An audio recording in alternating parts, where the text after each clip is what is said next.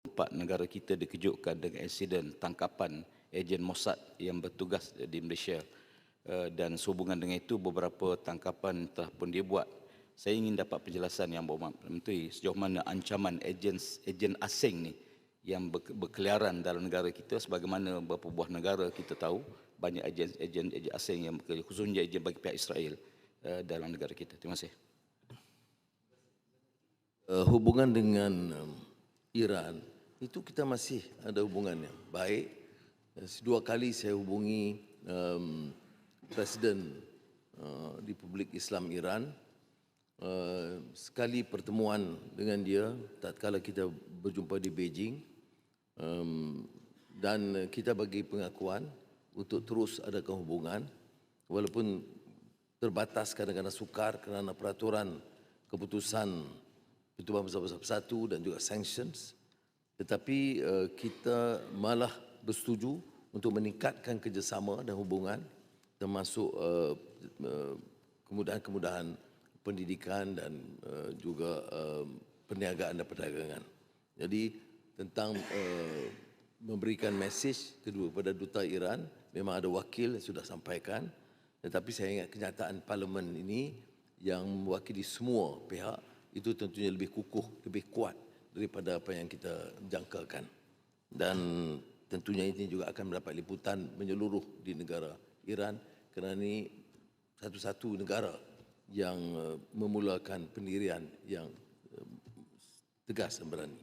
Mengenai soalan Kupangkerian tentang ajen Mossad, memang disahkan, ada yang sudah ditangkap dan ada sudah didakwa, dan ada juga dikaitkan dengan beberapa orang lain termasuk pasangan lelaki dan wanita Islam yang menjadi tali barut pada ejen Mossad ini.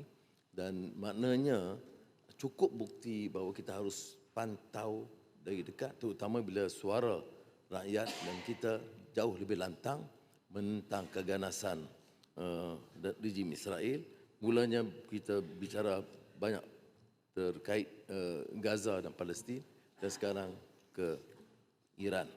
Tapi jika saya panjangkan isu ini kerana isu ini berlarutan, kerana ada bukti yang terkini yang menunjukkan bahawa ada usaha dari luar yang bekerjasama dengan kelompok di dalam untuk menggunakan dana dan pengaruh untuk menjejaskan kepentingan kerajaan dan juga negara Malaysia. Prabowo telah mengeluarkan statement untuk menawarkan diri menjadi orang tengah dalam peperangan yang sedang berlaku ini.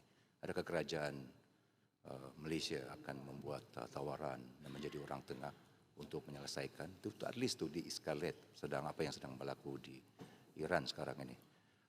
Keduanya, Tan Sri Dato' Speaker, apapun kehendak kita untuk melihat peperangan ini akan diberhentikan secepatnya. Tetapi jika keadaan itu tidak tercapai, dia akan memberi impak kepada seluruh dunia termasuk Malaysia. Apa langkah-langkah awalan sekarang ini yang sedang diambil oleh Malaysia melihat tentang implikasi ekonomi, implikasi rantaian makanan dan sebagainya yang boleh dipikir sekarang ini supaya kesannya terhadap negara ini dapat diminimalkan. Apa perancangan kerajaan terhadap jika perang ini berlaku berterusan dalam tempoh yang agak lama? Terima kasih. Sempurna kalau sekali kan, sempurna. Terima kasih Tuan Sri Speaker dengan izin Yang Amat Berhormat. Dan terima kasih banyak atas pandangan dan ketegasan pendirian kita terhadap perkara ini. Apa yang penting bagi pandangan saya ialah mengatasi masalah ini kerana kita sedar dan tahu banyak suara-suara negara-negara yang ada, tapi negara-negara ini berkira seakan-akan negara kecil yang ada. Tapi saya tidak nampak peranan yang dimainkan oleh negara-negara besar, khususnya untuk mengatasi masalah ini. Dengan tujuan bukan kita nak escalate supaya there will be a third war. Tapi saya dapati bahawa contohnya Russia, contohnya China, sebagai sebuah negara yang Security Council dan United Nations, kalau atas rundingan mungkin Yang Amat Berhormat boleh bawa untuk mengatasi masalah ini. Suara mereka kerana ini, Tan Sri Speaker, sebenarnya is about hegemony. Siapa yang superpower di peringkat dunia ni, sama ada hadis yang nyatakan ada tanda-tanda kiamat bila mana manusia bergaduh berperang oleh kena kekayaan di bawah bumi itu. Bukan hanya emasnya, bukan hanya minyaknya akan berlaku. Sungainya kering akan berlaku. Tapi bukan kita nak sebut tentang dekat kiamat, tidak. Tapi bagaimana mengatasi masalah ini kalau tidak ada pembabitan negara-negara yang besar, rundingan di antara China, Rusia dan negara-negara lain. Mungkin kalau kita dapat gabungkan supaya suara yang kecil bagi kita mungkin dilihat oleh Amerika Syarikat tak begitu berkesan. Kena saya bimbang contohnya, kena mereka juga terbabit.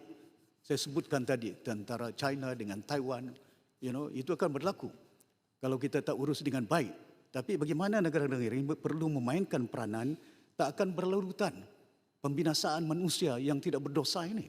Kalau China hanya ataupun Rusia hanya boleh bercakap, tapi kalau ada gabungan di antara perkara-perkara ini, negara-negara yang ada kuasa besar ini, saya yakin kita boleh sedikit sebanyak meredahkan ataupun menghentikan gejala ini berluasa di masa-masa akan datang. Terima kasih banyak. Kita ambil satu lagi tumpat. Silakan. Terima kasih Tuan Ketua. Terima kasih Mak Menteri. Dalam hal ini kita melihat kepada isu keselamatan rakyat kita berada di negara-negara yang mengalami krisis ini. Adakah kerajaan akan mengadakan evakuasi segera kepada mereka untuk dibawa balik ke Malaysia? Kerana kita kira dalam setengah negara itu 100 kali diserang sehari pun, walaupun sekali tumpu kepada pengkalan tentera, tapi kita bimbang soal keselamatan rakyat kita, itu yang pertama. Yang kedua, adakah Malaysia akan menjadi peneraju untuk memulakan tindakan secara koalisi susun di peringkat ASEAN dan juga OIC dalam isu membabitkan Iran ini di peringkat antarabangsa? Terima kasih. Baik, silakan. Terima kasih. Beberapa ahli Muhammad sebelum ini pun menanyakan tentang peranan kita untuk bantu dalam bentuk rundingan. Itu tentunya saya akan runding dengan Menteri Luar dan kekuatan Kementerian Luar. Tapi kita tahu keterbatasan kita kuat. Terutama bila melibatkan Israel dengan Amerika Syarikat. Yang dibangkitkan juga tadi beluran tentang inisiatif atau ikhtiar rakan kita Presiden Indonesia, itu tentu kita serahkan. Tetapi Malaysia sikap kita agak lebih tegas. Kita tidak iktiraf Israel dan Israel tidak menunjukkan sedikit pun tanda kesopanan, hormat kemanusiaan dan tata susila. Oleh itu pendirian kita, dan saya hargai dari dulu pemimpin kita sejak zaman pimpinan almarhum Tunku Abdul Rahman Putra Al-Haj, tidak mengiktiraf Israel. Dan mungkin ada yang mengatakan kalau ada perubahan, tapi bukan ada perubahan ke arah lebih buruk, itu ada. Oleh demikian, sukar kita mainkan peranan selain daripada menjaga keharmonian hubungan baik kita dengan negara Arab, Iran dan negara Islam selain ASEAN. Jadi bangkitkan juga tentang, jadi kerundingan itu terbatas. Yang Dwi Sempurna menyatakan tentunya kita akan hubungi terus Rusia, China, kerana hubungan diplomatik kita baik dengan dua-dua negara itu. Dan Menteri Luar tentu akan boleh terus menghubungi rakan-rakan sejawat mereka, meminta supaya mereka terus memberikan dukungan, menghentikan serangan ganas dan zalim ke atas Iran. Setakat ini kenyataan-kenyataan telah dikeluarkan oleh kedua-dua negara, Rusia dan negara China. Kita akan membantu, walaupun saya dengan tawaduk menyatakan ada keterbatasan kita. Pertama, kerana kita tidak mahu ada hubungan apapun dengan Israel. Keduanya, kita tahu keupayaan kita mungkin tidak terjangkau ke peringkat itu. Tetapi apa jaga cara lain, sama ada melalui besok ASEAN ataupun negara-negara Islam, OIC dan juga hubungan baik kita dengan Arab, apa sahaja yang perlu kita lakukan, kita sentiasa akan berikan kerjasama.